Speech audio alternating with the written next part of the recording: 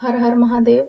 आज से हम रुद्र संहिता का पाठ आरंभ कर रहे हैं, जिसमें 5 खंड होते हैं। आज हम प्रथम खंड का पाठ कर रहे हैं। प्रथम खंड सृष्टि खंड है, जिसमें हम पढ़ेंगे आज ऋषियों के प्रश्न के उत्तर में नारद ब्रह्मा संवाद की अवतारणा करते हुए सूत जी का उन्हें नारद मोह का प्रसंग सुनाना, काम विजय के गर्व से युक्त हुए नारद का शिव ब्रह्मा तथा विष्णु के पास जाकर अपने तप का प्रभाव बताना। हर हर महादेव। विश्योऽधावस्थि तिल यादिषु हेतु मेकं गौरीपतिं विदित तत्व मनंत कीर्तिम मायाश्रयं विगत माया मचिन्त्य रूपम बोध स्वरूपम मलम ही शिवम नमामि, जो विश्व की उत्पत्ति, स्थिति और लय आदि के एकमात्र कारण हैं, गौरी गिरिराज कुमारी उमा के पति हैं, तत्वज्ञ हैं, जिनकी कीर्ति का कहीं अंत नहीं है, जो माया के आश्रय होकर भी उससे अत्यंत दूर हैं तथा जिनका स्वरूप अचिंत्य है, उन विमल बोध स्वरूप भगवान शिव को मैं प्रणाम करता हूँ। वंदे शिवम तम प्रकृतेर नादिम प्रशांतमेकं पुरुषोत्तम ही स्वमायाय कृत्याश्नमिदं हि सृष्टवा नभो वदंतर बहिरास्थितो यह। मैं स्वभाव से ही उन अनादि शांत स्वरूप एकमात्र पुरुषोत्तम शिव की वंदना करता हूँ, जो अपनी माया से इस संपूर्ण विश्व की सृष्टि करके आकाश की भांति इसके भीतर और बाहर भी स्थित है। वंदे अस्तरस्थं निर्गूढ़ रूपम शिवम स्वस्थ रिष्टुमिदं विचष्टे जगन्ति नित्यं परितो भ्रमन्ति यत् सन्निधौ चुंबक लोहवतम। जैसे लोहा चुंबक से आकृष्ट होकर उसके पास ही लटका रहता है, उसी प्रकार ये सारे जगत सदा सब और जिसके आसपास ही भ्रमण करते हैं। जिन्होंने अपने से ही इस प्रपंच को रचने की विधि बताई थी, जो सब के भीतर अंतर्मयी रूप से विराजमान है तथा जिनका अपना स्वरूप अत्यंत गूढ़ है, उन भगवान शिव की मैं सदा सादर वंदना करता हूँ।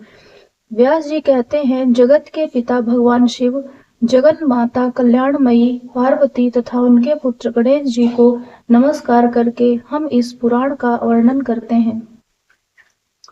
एक समय की बात है, नैमिषारण्य में निवास करने वाले सौनक आदि सभी मुनियों ने उत्तम भक्ति भाव के साथ सूत जी से पूछा।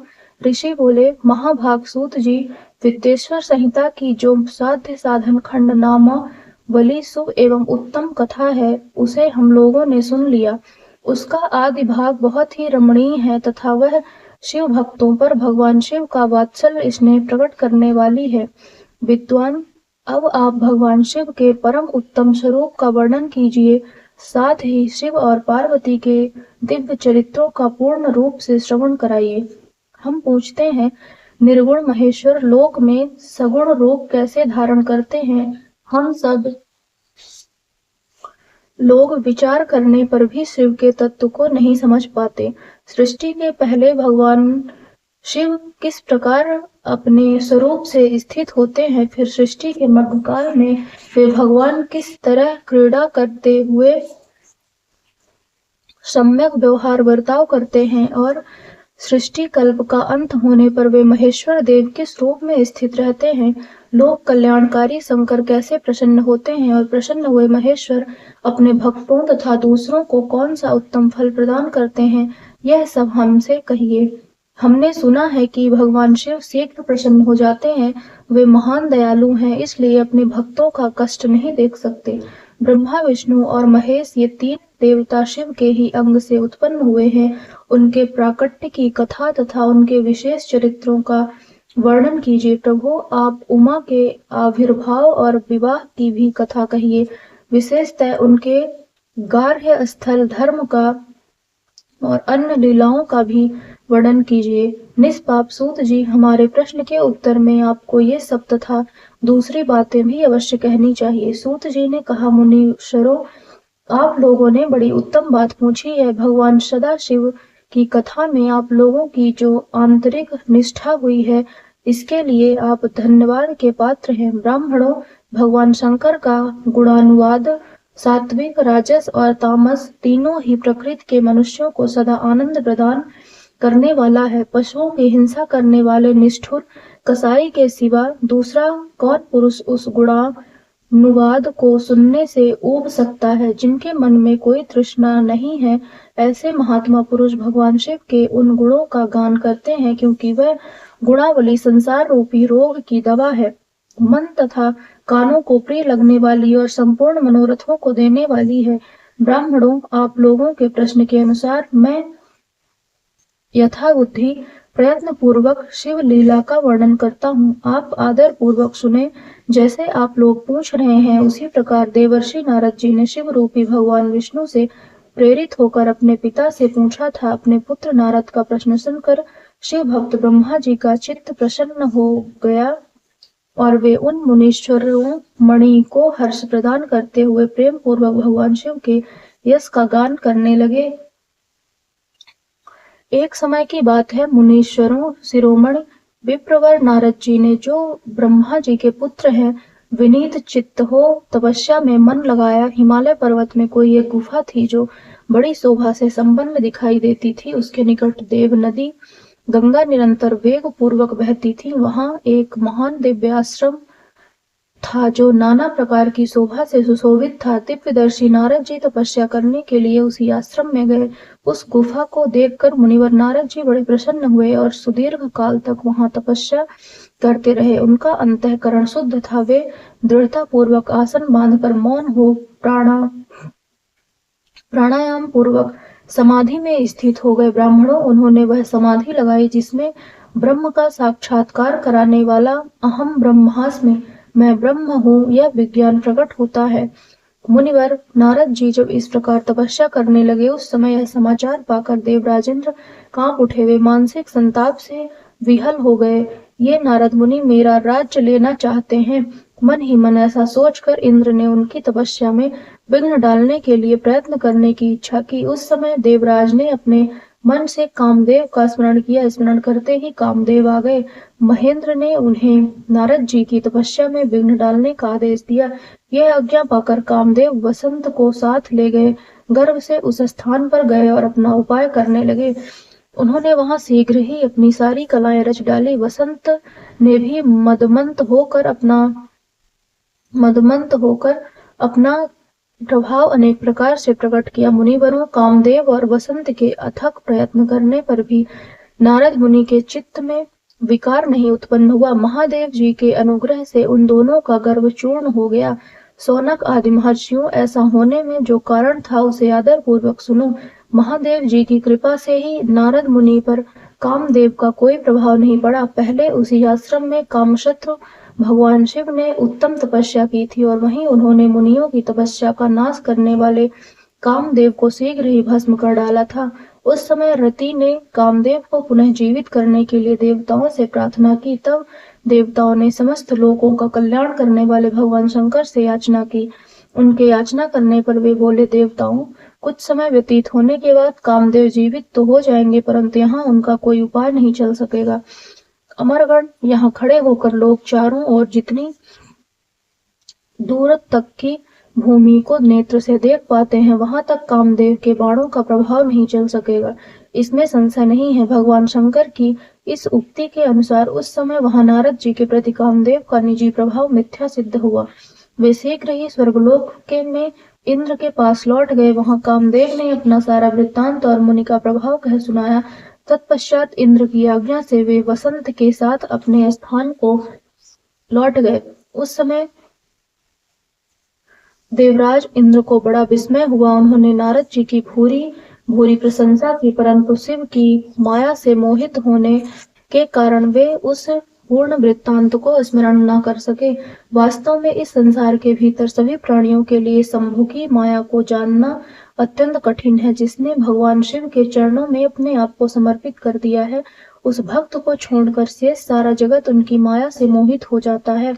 नारद जी भी भगवान शंकर की कृपा से वहां चिरकाल तक तपस्या में लगे रहे। जब उन्होंने अपनी तपस्या को हुई समझा, तब वे मुनि उससे विरत हो गए। कामदेव पर मेरी विजय हुई ऐसा मानकर उन मुनीश्वर के मन में व्यर्थ ही गर्व हो गया। भगवान शिव की माया से मोहित होने के कारण उन्हें यथार्थ बात का ज्ञान नहीं रहा। वे यह नहीं समझ सके कि कामदेव के पराजित होने में भगवान शंकर का प्रभाव ही कारण है। उस माया से अत्यंत मोहित हो मुनीश्वरमण नारद अपना काम विजय संबंधी वृत्तांत बताने के लिए तुरंत ही कैलाश पर्वत पर गए। उस समय वे विजय के मद से उन्मत्त हो रहे थे। वहां रुद्रदेव को नमस्कार करके गर्व से भरे हुए मुनि ने अपने आप को महात्मा मानकर तथा अपने ही प्रभाव से कामदेव पर अपनी विजय हुई समझकर उनसे सारा वृत्तांत कह सुनाया। वह सब सुनकर भक्त वत्सल भगवान शंकर ने नारद जी से, जो अपनी शिव की ही माया से मोहित होने के कारण काम विजय के यथार्थ कारणों को नहीं जानते थे और अपने विवेक को भी खो बैठे थे, कहा। रुद्र बोले, तात नारद, तुम बड़े विद्वान हो, धन्यवाद के पात्र हो, परंतु मेरी यह बात ध्यान देकर सुनो। अब से फिर कभी ऐसी बात कभी भी न कहना, विशेषतः भगवान विष्णु के सामने इसकी चर्चा कदापि न करना। तुमसे मुझसे अपना जो वृत्तांत बताया है उसे पूछने पर भी दूसरों के सामने न कहना। यह सिद्धि संबंधी वृत्तांत सर्वथा गुप्त रहने योग्य है, इसे कभी किसी पर प्रकट नहीं करना चाहिए। तुम मुझे विशेष प्रिय हो, इसीलिए अधिक जोर देकर मैं तुम्हें यह शिक्षा देता हूँ और इसे न कहने की आज्ञा देता हूँ, क्योंकि तुम भगवान विष्णु के भक्त हो और उनके भक्त होते हुए ही मेरे अत्यंत अनुगामी हो। इस प्रकार बहुत कुछ कहकर संसार की सृष्टि करने वाले भगवान रुद्र ने नारद जी को शिक्षा दी। अपने वृत्तांत को गुप्त रखने के लिए उन्हें समझाया बुझाया, परंतु वे तो शिव की माया से मोहित थे, इसलिए उन्होंने उनकी दी हुई शिक्षा को अपने लिए हितकर नहीं माना। तदनंतर मुनि शिरोमणि नारद ब्रह्मलोक में गए। वहां ब्रह्मा जी को नमस्कार करके उन्होंने कहा, पिताजी, मैंने अपने तपोबल से कामदेव को जीत लिया है। उनकी वह बात सुनकर ब्रह्मा जी ने भगवान शिव के चरणारविंदों का चिंतन किया और सारा कारण जानकर अपने पुत्र को यह सब कहने से मना किया, परंतु नारद जी शिव की माया से मोहित थे, अतएव उनके चित्त में मद का अंकुर जम गया था, उनकी बुद्धि मारी गई थी। इसलिए नारद जी अपना सारा वृत्तांत भगवान विष्णु के सामने कहने के लिए वहां से शीघ्र ही विष्णु लोक में गए। नारद मुनि को आते देख भगवान विष्णु बड़े आदर से उठे और शीघ्र ही आगे बढ़कर उन्होंने मुनि को हृदय से लगा लिया। मुनि के आगमन का क्या हेतु है, इसका उन्हें पहले से ही पता था। नारद जी को अपने आसन पर बिठाकर भगवान शिव के चरणारविंदों का चिंतन करके श्रीहरि ने उनसे पूछा।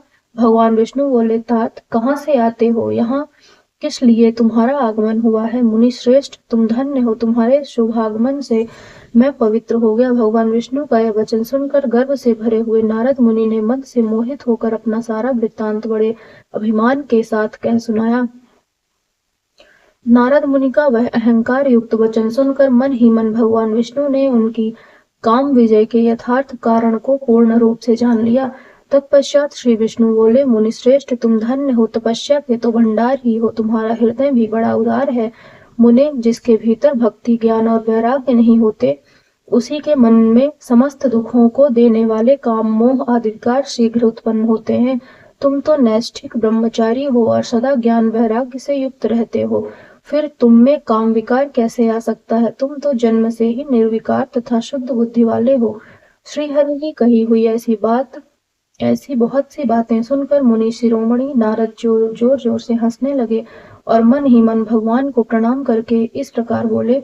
नारद जी, कहा, स्वामिन, जब मुझ पर आपकी कृपा है तब बेचारा कामदेव अपना क्या प्रभाव दिखा सकता है? ऐसा कहकर भगवान के चरणों में मस्तक झुकाकर इच्छानुसार विचरने वाले नारद मुनि वहां से चले गए। इस वीडियो में यही तक था। मिलते हैं नेक्स्ट वीडियो में, तब तक के लिए हर हर महादेव।